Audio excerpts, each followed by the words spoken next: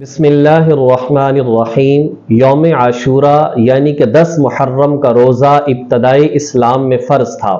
جب رمضان شریف کے روزے فرض ہوئے تو اس وقت اس کی فرضیت کو ختم کر دیا گیا، لیکن نبی پاک صلی اللہ علیہ وسلم اس کے بعد بھی عاشورہ کا روزہ رکھا کرتے تھے، بلکہ جب معلوم ہوا کہ یہود شکرانے کے طور پر 10 محرم کا روزہ رکھتے ہیں تو آپ علیہ الصلوۃ والسلام نے فرمایا کہ اگر میں زندہ رہا تو آئندہ سال 9ویں کا بھی ساتھ روزہ رکھوں گا۔ اور اس کے حوالے سے نبی پاک صلی اللہ علیہ وسلم نے ارشاد فرمایا کہ میں امید کرتا ہوں کہ 10 محرم کا روزہ گزشتہ 1 سال کے گناہوں کا کفارہ ہوگا۔ اکابرین فرماتے ہیں کہ اس حوالے سے 3 صورتیں ہیں۔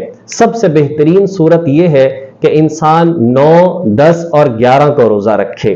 اگر یہ مشکل ہو تو پھر 9 کا یا 10 کا رکھ لے، یا 10 یا 11 کا رکھ لے، اور سب سے کم درجہ یہ ہے کہ انسان صرف 10 محرم الحرام کا روزہ رکھے۔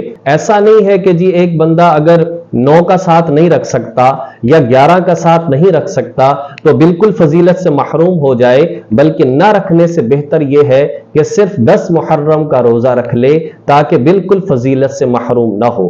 اور دوسرا عمل یہ ہے کہ نبی پاک صلی اللہ علیہ وسلم نے ارشاد فرمایا کہ جو شخص یوم عاشورہ میں اپنے گھر والوں پر، اہل و عیال پر کھانے میں فراخی کرے گا تو اللہ تبارک و تعالی پورا سال اس کے رزق میں برکت اور وسعت عطا فرمائے گا۔ اللہ جل شانہ ہمیں توفیق عمل نصیب فرمائے۔